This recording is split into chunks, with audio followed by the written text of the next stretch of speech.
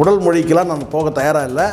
அந்த பாடி ஷேமிங்லாம் சொல்லுவாங்க இல்லைங்களா, அந்த மாதிரியான விஷயங்களுக்கெல்லாம் நான் போக விரும்பவே இல்லை.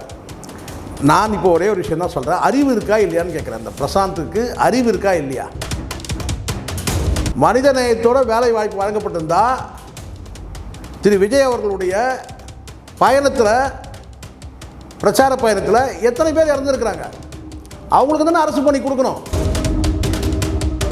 அந்த பெண்கள் வெளியில் வர முடியாதே என்ற அந்த மானத்துக்கே பார்த்திங்கன்னா அஞ்சு அங்கேயே கறிக்கட்டி ஆகிட்டாங்க. உள்ளே தப்பிச்சு வெளியே ஓடல. வெளியே வந்தாக்கா ஆடை இல்லாமல் மற்றவங்க முன்னாடி நிற்கணுமேன்னு சொல்லிட்டு அங்கேயே எரிஞ்சு சாம்பல் ஆகிட்டாங்க. 107 பேர். இந்த வரலாறு தெரியுமாடா அவனுக்கு? ரோடு ஆக்சிடெண்ட்டில் விஜய் அவர்களை பார்க்க போய் இறந்துருக்குறாங்க. ஏன் அவங்களுக்கு கொடுக்கல? அரசு பண்ணி கொடுக்கல. பதில் சொல்லியாடா நீ? பேசுகிறல்ல, இதுக்கு பதில் இருக்கா உங்ககிட்ட? முதல்ல நான் எவ்வளோ பெரிய லிஸ்ட்டு போடுறேன். அப்போ நீதிமன்றம் ஒரு தீர்ப்பு வழங்கப்பட்ட பிறகு நீங்கள் நல்லா இருப்பீங்களா? நீங்களாம் மனசாட்சி இருக்கா, அது இருக்கா, இது இருக்கான்னு கேட்குறேன். நான் கேட்குறேன், உனக்கு அறிவு இருக்கான்னு கேட்குறேன். நான்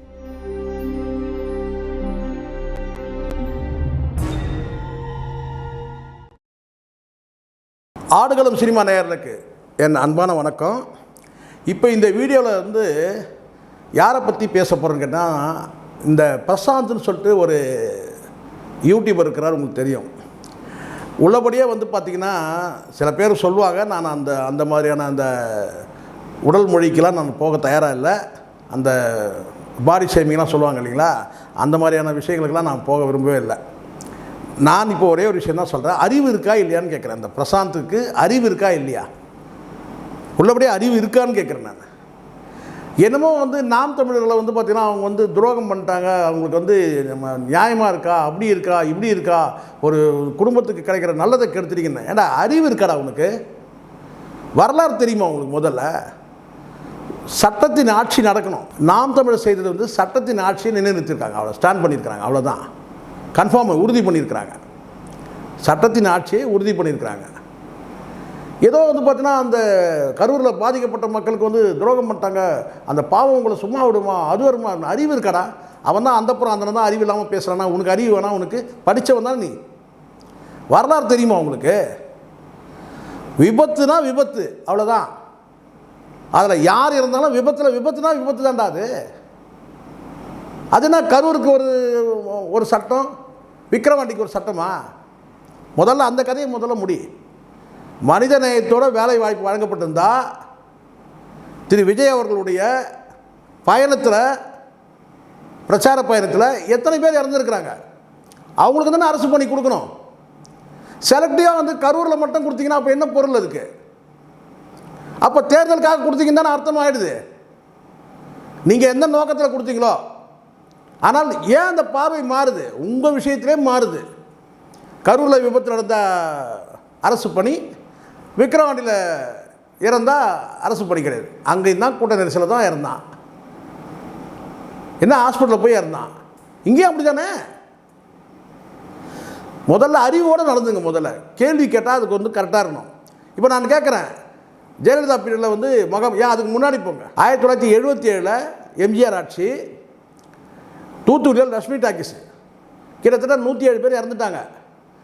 மானத்துக்காக இருந்தாங்க. எரிஞ்சு போன உடையோடு வெளியே வர முடியாது, உடை எரிஞ்சு போச்சு, நிர்வாணம் ஆகிட்டாங்க.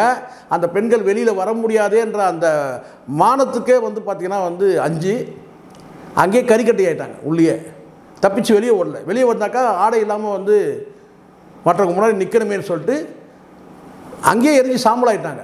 107 பேர். இந்த வரலாறு தெரியுமாடா அவனுக்கு? அறிவு இருக்கா? பிரசாந்த் அவன் ஏதாவது சொல்லிட போகிறேன். அறிவு இருக்கா? அன்றைக்கி அரசு பணியாக கொடுத்தாங்க. அன்றைக்கி வழங்கப்பட்டது நிவாரணம் மட்டும்தான். இன்றைக்கும் உயிரோடு இருக்கிறாங்க. கை கால் போனவங்களாம் இருக்கிறாங்க. தீ விபத்தில் கை கால் போனவங்கெல்லாம் இன்றைக்கும் உயிரோடு வாழ்ந்துட்டுருக்குறாங்க. வயசாகிட்டு பென்ஷன் கூட கிடையாது அவங்களுக்கு எதுவும்.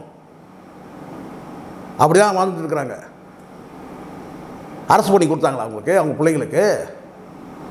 அதுக்கப்புறம் ஜெயலலிதா ஆட்சி காலத்தில் மகாமகம் 53 பேர் இருந்தாங்க.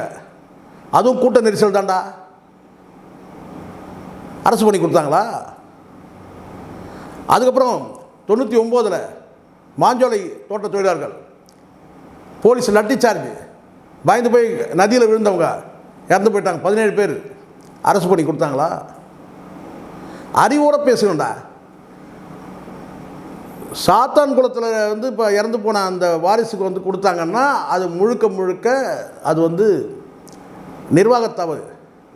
காவல்துறையால் அவங்க வந்து காவல்துறை சேர்ந்த அதிகாரிகள் கொல்லப்பட்டாங்கன்னா அது வந்து நிர்வாகத்தவறுன்ற அதை வந்து பொறுப்பேற்றதுக்காக கொடுத்தது.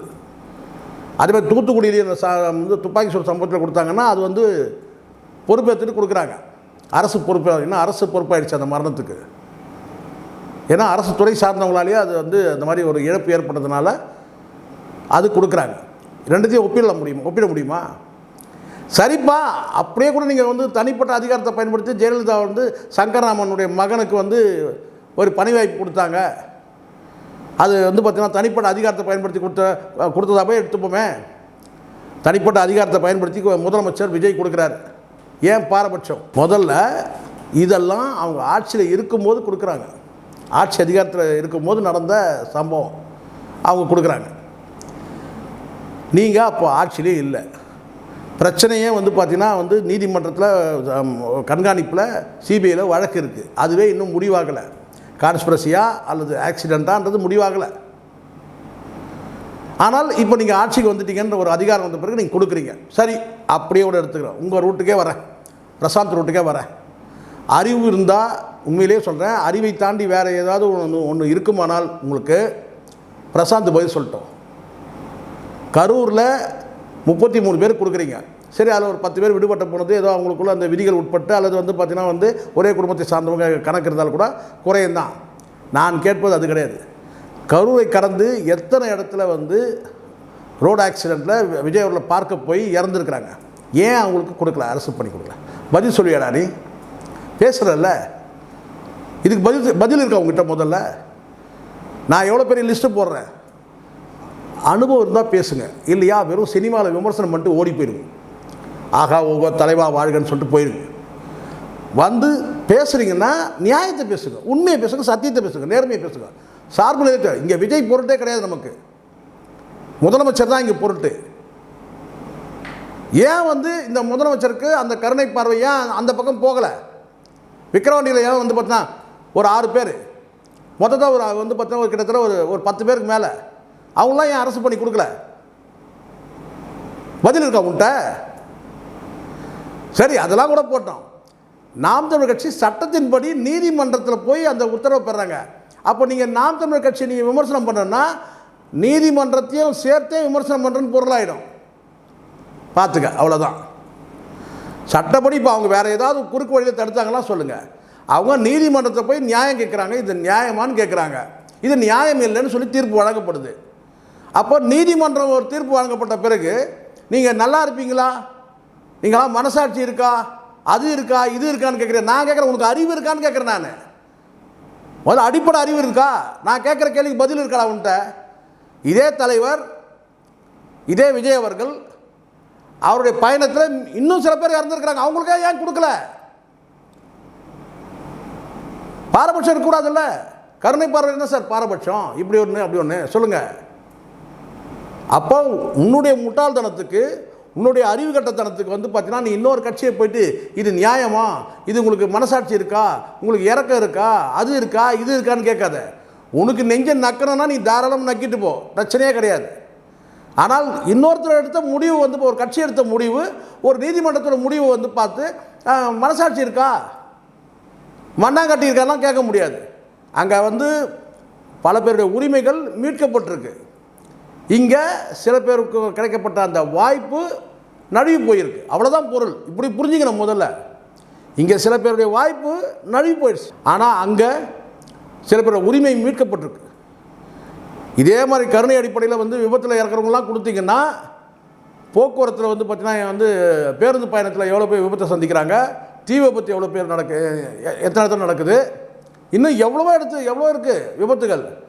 அவங்களெல்லாம் நீங்கள் கொடுக்குறீங்களா? நீதிமன்றம் கேட்குது. இதுக்கு பதில் இருக்கா உன்ட்ட? விபத்துனா எல்லாமே விபத்து தானடா.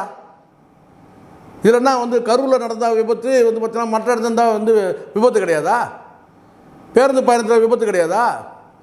தீ விபத்து நடக்குது இல்லையா? இன்னும் எத்தனை வந்து வகையான விபத்துலாம் இருக்குது.